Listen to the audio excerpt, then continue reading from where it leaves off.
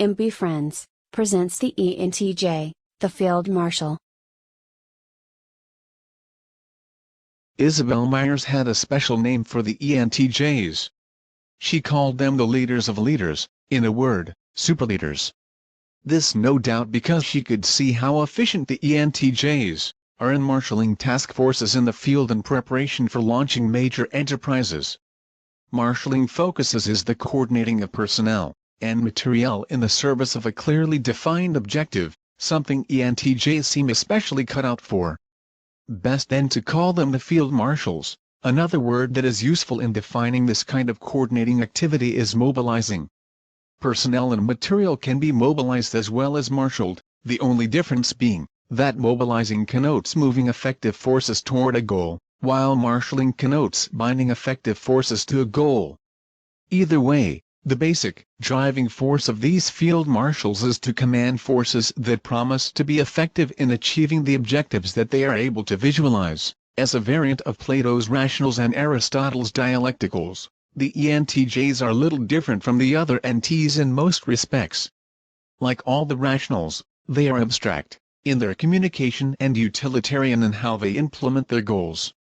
They choose to study science, are preoccupied with technology, and work well with systems. Their point of view is pragmatic, skeptical, relativistic, focused on spatial intersections and intervals of time. They base their self-image on being ingenious, autonomous, and resolute. They would if possible be calm. They trust reason, are hungry for achievement, seek knowledge, prize deference, and aspire to be wizards of science and technology. Intellectually, they are prone to practice strategy far more than diplomacy, tactics, and especially logistics. Further, having a decisive or scheduling nature, they tend to choose the coordinator's director role over the probing, exploring engineer's informative role, and because they are so forceful in their expressiveness they find greater satisfaction in the role variant of field marshal than mastermind. Although field marshals are just as rare as the other rationals, something less than 2% of the total population, they seem to have influence beyond their numbers. Such individuals, male or female, of whatever age, are bound to lead others, and from early on they can be observed taking command of groups, so forceful is their climb to the top.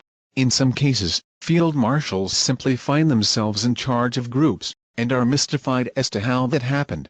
But the reasons is that they have a strong natural urge to bring order and efficiency wherever they are, to harness people and resources and to lead them toward their goals, with minimum waste of effort and maximum progress.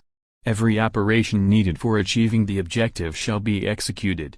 And all unnecessary operations are quietly and permanently eliminated from the planned sequence of events. Take building a house, for example.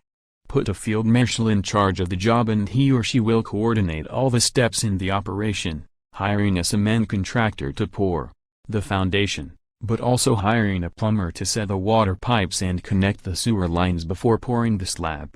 Then come the framer, electrician, roofer, dryer, painter, and cabinet maker, with the ENTJ requiring that the construction follows a logical order so that there is minimum waste of manpower and material resources. In just the same way, field marshals cannot not build organizations, and cannot not push to implement their goals.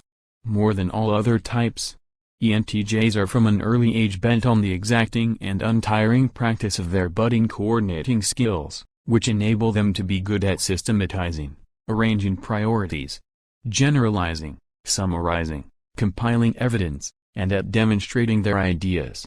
When in charge of an organization, whether in the military, business, education, or government, ENTJs desire and have the ability to visualize where the organization is going, and they seem unusually able to communicate that vision to others. These decisive and outspoken rationals will usually rise to positions of responsibility in the workplace and enjoy being in charge.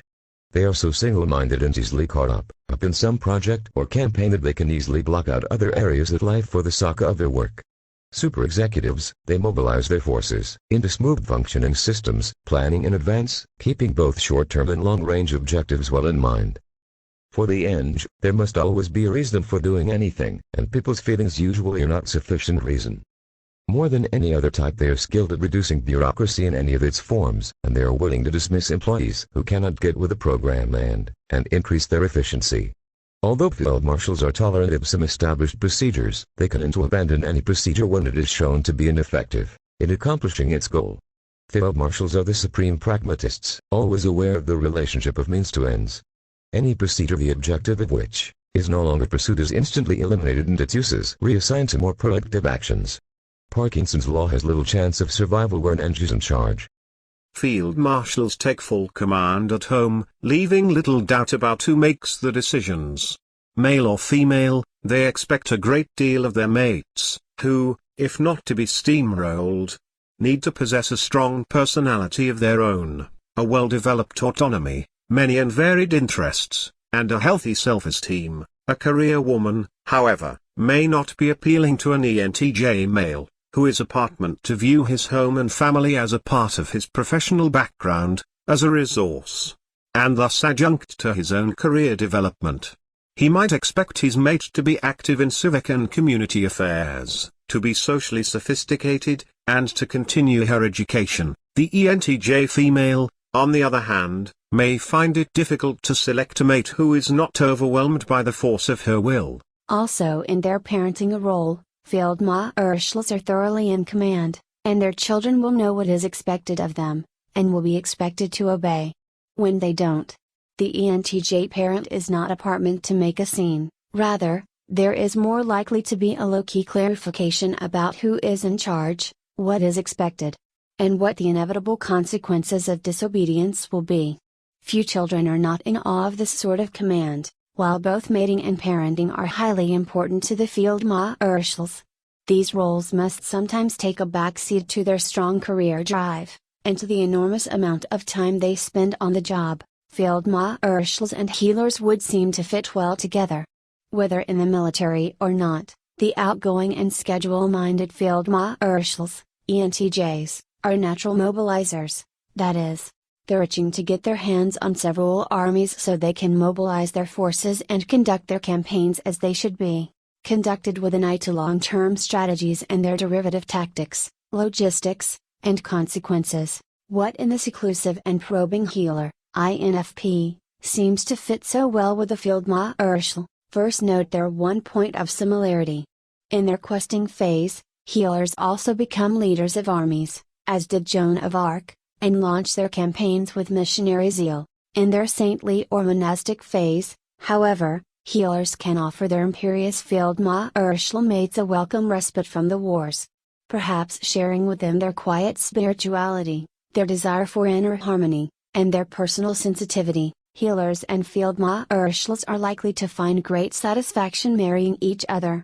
Healers, the reserved and probing INFPs, have more problems in mating than any other type, no doubt due to their fervent view of life as either a crusade against evil or a retreat into religious contemplation, and the same healer can tack back and forth, now a crusader, now a monastic. In either case, their spouse will be taxed by having to deal with such spiritual intensity, and the expressive and scheduling field marshal, ENTJ, busily marshalling his or her forces toward distant objectives, seems well 240 mating equipped to handle this alternating phase style of life, able, that is, to provide clear direction to a person who might otherwise get lost in meditation or in devotion to a cause. As always, please remember that learning about an individual's temperament is only a starting point, not ending point, to learning about that unique individual.